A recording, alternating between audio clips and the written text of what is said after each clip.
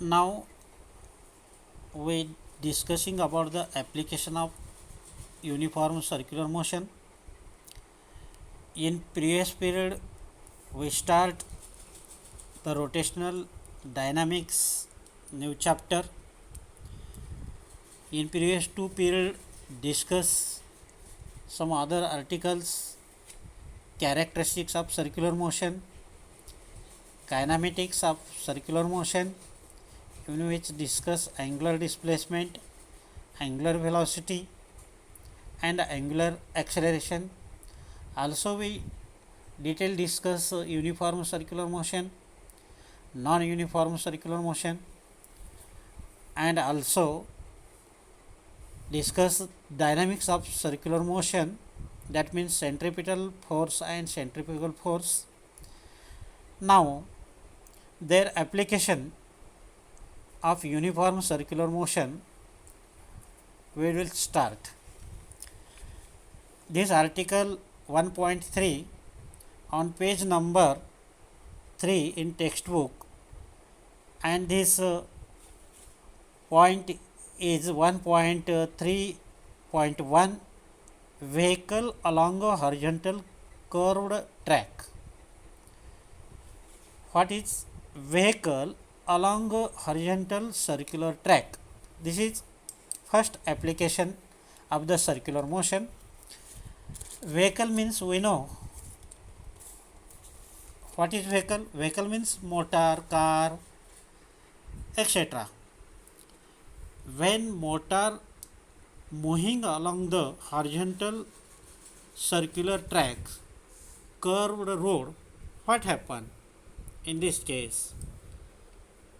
तर तुम्हाला माहिती आहे मोटार, फॉर एक्झाम्पल मोटार जेव्हा सर्क्युलर कर्व रोडवरून टर्न होते, आता इथे दिलेलं आहे डायग्राममध्ये, this is the horizontal curved road. हा इनर सरफेस आतला आणि हा बाहेरचा आउटर सरफेस, ही सेम हाईटने बनवलेले आहेत, अशी सेम हाईटने असं बनवलेलं आहे. दिस लाईक रोड, असा रोड तुम्ही कुठे बघितला आहे? इन टर्म्स तळामध्ये जर बघितलं तर रोहा आणि इंदापूर जायचा जो मार्ग आहे त्या ठिकाणी इंदापूरकडे टर्न कोणत्या साईडने होतो? राईट साईडने. तर तो सर्क्युलर कर्व रोड आहे, हॉरिझॉन्टल कर्व रोड आहे. तसाच इथल्या डायग्राममध्ये लेफ्ट साईड दाखवला आहे, अशा टाईपचा हॉरिझॉन्टल कर्व रोड, म्हणजे दोन्ही साईड लेवल आहेत. मग असं असेल त्यावेळेस या सर्कलचा सेंटर कुठे असेल? इथे कुठेतरी असेल आतमध्ये, आणि त्याचा रेडियस हा आर असेल. R is the radius curvature of this circular path. And C आता इथे दिसत नाही आहे, सी कुठेतरी आतमध्ये असेल, इथे आपण दाखवला आहे. C is the centre of curved horizontal road, आणि त्याचा आर हा रेडियस आहे. ठीक आहे. तर मग अशा ह्याच्यावर एखादा वाहन जर मूव्ह होत असेल, आहे त्या स्पीडमध्ये जर मूव्ह होत असेल, आता तो वाहनचं इथं डायग्राममध्ये दाखवला आहे, स्क्वेअर दाखवला आहे, पहा इथे हा स्क्वेअर, म्हणजे एखादी मोटार गाडी पुढं जर जात असेल तर त्याच्या पाठीमागचा भाग कसा दिसतो? स्क्वेअर टाईप दिसतो. बस गाडीचं ही मधली विंडो दिसते ही, आणि खालून जर बघितलं रोड टच टायर दिसतात. अशा टाईपची सिच्युएशन आपण केलेली आहे, आणि या सिच्युएशनवरून आपल्याला या ठिकाणी त्या व्हेकलचा, त्या मोटारीचा मॅक्झिमम किती स्पीड हवा आहे तो आपल्याला डिटरमाइन करायचा आहे. तर मग इथे consider the section of the motor, this square, in which the point is this point is center of gravity of the motor. From the center of gravity, one is arrow directed towards the earth, that is EMG, that means weight of the vehicle. इथे तुम्हाला जी direction खालची दिसते M G, त्या व्हेकलचं weight आहे आणि weight नेहमी हे directed towards the centre of the earth असतं. And it is balance the normal upward direction यन. आणि या ठिकाणी बॅलेन्स करणारा फोर्स नॉर्मल असतो या सेंटर ऑफ ग्रॅव्हिटीपासून वरच्या डायरेक्शनला असतो आणि सेंटर ऑफ ग्रॅव्हिटीपासून खालच्या डायरेक्शनला एम जी वेट असतो आणि ते बॅलेन्स असतं. तर in case m be the mass of the vehicle, g be the acceleration due to gravity, हे असतं. त्यानंतर इथे जे एफ दिसतोय हा F directed towards the centre of the circle. तो एफ हा कोण आहे, तर तो स्टॅटिक फ्रिक्शनल फोर्स आहे. Static frictional force in between road and tyre. इथे हे टायर दिसतात ना डार्कमध्ये, त्या टायर आणि रोडमध्ये स्टॅटिक फ्रिक्शन जो असतो तो फोर्स आहे. आणि in this case also the static friction force is provided by centripetal force. या स्टॅटिक फ्रिक्शनल फोर्सला प्रोव्हाइड कोण करतं, सेंट्रिपिटल फोर्स. बघा, F S is the force of static friction in between road and tyre. म्हणजे frictional force तयार होतो कुणामध्ये, road आणि tyre, and along the directed किंवा direction toward centre of the circle, and which is provided किंवा it is balanced by centripetal force.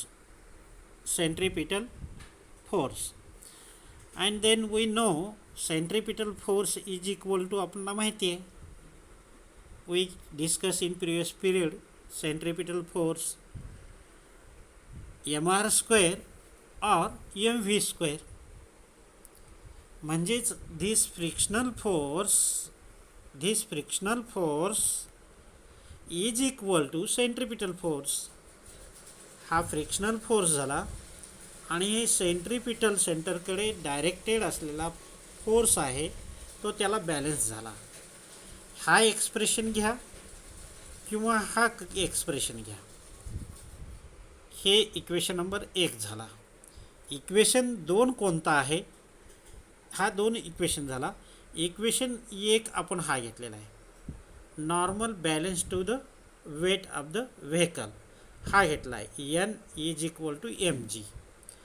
Then next thing, हे 2 equation मिळाल्यानंतर आपण इथे आलो, this equation 2 divide by equation 1. नाव equation 2/1. आता 2 कोणतं आहे, हा आहे. 1 कोणतं आहे, हा आहे. 2 मध्ये काय घेतलेले आहेत, आता इथे 2 एक्सप्रेशन घेतलेत. F S is equal to M R omega square, ऑरमध्ये एम व्ही स्क्वेअर आर. कुठलाही एक घेतलं तरी चालतं, पण इथे आपण दोन्ही घेतलं आहे. इथे आपण हा पण घेतला आहे आणि हा पण घेतलेला आहे. मग आता कुठलाही एक समजून घ्या अगोदर. आता समजा आपण इक्वेशन 2/1 केला, म्हणजे एफ एस बाय एन, हा एफ एस आणि हा एन, या दोघांचं डिव्हायडेशन इथे दिसतं. आणि त्याच्या related right side m g आहे इथे, आणि हा कोणता आहे, एम आर ओमेगा स्क्वेअर. या दोघांचा रेशो घेतला आपण, किंवा याऐवजी हा या ठिकाणचा रेशो घेतला आणि या ठिकाणचा रेशो घेतला, म्हणजेच M V square by R divide by M G. मग असंही करून आपल्याला करता येतं. तर त्याचं रिलेटेड आपण याचं इथे घेतलं एक्सप्रेशन आणि याचा इथे घेतलेला आहे. काय मिळालं आपल्याला, तर F S by N is equal to, या एक्सप्रेशनच्या नुसार R omega square by G, आणि यानुसार V square by R G. मग आता खालच्या एक्सप्रेशनमध्ये आपण इथे काय केलं, हीच टर्म घेतली, याच टर्मचा उपयोग केला. म्हणजेच इन दिस केस या टर्मचा विचार आपण केला नाही आहे. म्हणजेच F S by N is equal to V square by R G. How can write in this case? In this case we taking V square, इथे व्ही स्क्वेअर घेतलं. V square is equal to कसं लिहिता येईल? This F S multiple with R G. म्हणजेच F S R जी हे आपल्याला मिळालं या दोघांच्या क्रॉस मल्टिप्लिकेशननं. आणि एन हा काय होईल? डिवाइड बाय होईल. म्हणजेच in case we get V square is equal to F S R G divide by N. हा आपल्याला एक्सप्रेशन मिळालेला आहे. कोणता एक्सप्रेशन मिळाला? V square is equal to F S R G by N. In this case, the R is the radius curvature, G is the acceleration due to gravity, and N is normal. They all the constant. Only this velocity depending upon frictional force. म्हणजे the square of velocity is directly proportional to the frictional force, and that is frictional force is produces in between tire and road. म्हणून इथे काय म्हणलं, thus V is increases, the frictional force also increases. जर तुम्हाला त्या horizontal curve रोडवर तुम्हाला velocity वाढवायची असेल, इथे जर त्या वाहनाची व्हेलॉसिटी इन्क्रीज करायची असेल तर या ठिकाणचा टायर आणि रोडमधला जो फ्रिक्शनल फोर्स आहे तो वाढला पाहिजे. मग ते वाढण्यासाठी जनरली टायर किंवा रोड तरी रफ पाहिजे, म्हणजे फ्रिक्शनल फोर्स वाढतो. म्हणजेच त्या ठिकाणी हवी ती स्पीड त्या व्हेकलला आपल्याला घेता येते. Next thing, in case we know general formula in previous class we discussed, static friction is equal to frictional force, static frictional force into normal. हे असं आपण गेल्या वर्षी शिकलेलं आहे. we know F S maximum कधी असेल? when म्यू एस म्हणजे कोएफिशियंट ऑफ फ्रिक्शन हा मॅक्झिमम पाहिजे. आणि तो कशावर डिपेंडिंग आहे? द टायर अँड रोड हे जेवढे रफ असतील तेवढं तिथं फ्रिक्शनल फोर्स तयार होतो. म्हणजेच हा एक्सप्रेशन आपण जनरली 11वीमध्ये शिकलेला आहे. तो एक्सप्रेशनचा उपयोग या वरच्या इक्वेशनमध्ये करायचा आहे. म्हणजेच पुट इन धिस केस, म्हणजे या इक्वेशनमध्ये पुटअप करूया. मग पुटअप केलं तर काय होईल? म्यू काय मिळेल आपल्याला? Mu N R G divide by N होईल. आता इथे आपण लिहिलेलं नाही आहे तरी पण काय होईल? म्यू आर जी एन होईल. एन कॅन्सल होईल. किंवा इथेच हा म्यूची किंमत काढूया. इथे म्यू इक्वल टू काय मिळेल आपल्याला? Mu equal to F S by N मिळेल. हा फॉर्म्युला मिळेल. याच्यावरून काय मिळेल आपल्याला? Mu S is equal to F S by N. म्हणजेच म्यूची किंमत इथे मिळालेली आहे. मग आता एफ एसची किंमत इथे वर काढलेली आहे. इन केस इक्वेशन 3 हा आता पुटअप करायचा आहे. म्यूच्या किंमतीच्या ठिकाणी इथे वरच्या एक्सप्रेशनमध्ये जिथे एफ एस बाय एन आहे इथे पहा, एफ एस बाय एन आहे, आर जी इज कॉन्स्टंट. म्हणजेच इथे V square is equal to काय करता येईल? Mu N R G by N होईल. म्हणजे एन कॅन्सल होऊन म्हणजे डायरेक्टली इथे असं घेतलं आहे म्यू इज इक्वल टू या ठिकाणी mu S equal to V square by R G आणि रिअरेंज करून इथे रिअरेंज करून V square equal to mu S R G घेतलेलं आहे. म्हणजेच मॅक्झिमम व्हेलॉसिटी आपल्याला जर बघायची असेल इथे स्क्वेअर रूट घेऊया. V maximum equal to square root mu S R G mu S R G. मग what is this V maximum? The V maximum is maximum velocity on the horizontal core road which are depending upon the square root of mu coefficient of frictional force in case r radius of curvature and g be the acceleration due to gravity. म्हणजेच in this case this velocity speed can be increases by increasing the values of कोणकोणत्या the static friction coefficient of static friction increase, radius of curvature increase असावा and acceleration increase असावा. but acceleration is constant. या ठिकाणी acceleration हा constant असणार आहे 9.8 metre per second square. म्हणजेच depending upon mu and R but also R is constant. त्या रस्त्याचा रेडियस ऑफ कर्वेचर ठरलेला असतो. मग कुणावर अवलंबून असेल? V maximum is depends upon the square root of mu S. Mu S कुणावर डिपेंडिंग आहे? It is depending upon the frictional force that means tyre and road. जेवढे टायर अँड रोड रफ राहतील तेवढ्यावर ते डिपेंडिंग आहे. But also here does not depends upon one factor. इथे 3 फॅक्टरवर depending दाखवलं म्यू आर जी, पण एका फॅक्टरवर ही व्हेलॉसिटी डिपेंडिंग नाही आहे and that is mass of the vehicle.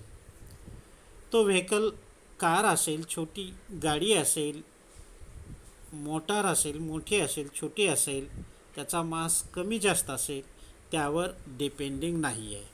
He velocity does not depends upon the mass of the vehicle. Important question इथे विचारू शकतो 2 मार्कासाठी. डिपेंडिंग फॅक्टर मग त्यासाठी 4 पॉईंट लागतात. Depending factor mu R and G and independent factor mass of the vehicle. अशा प्रकारे we discuss about the article vehicle along a horizontal circular track. Then after application we seeing in next period in case well of depth किंवा wall of depth किंवा मौत का कुवा यानंतरचं application आपण next पिरियडला पाहूया.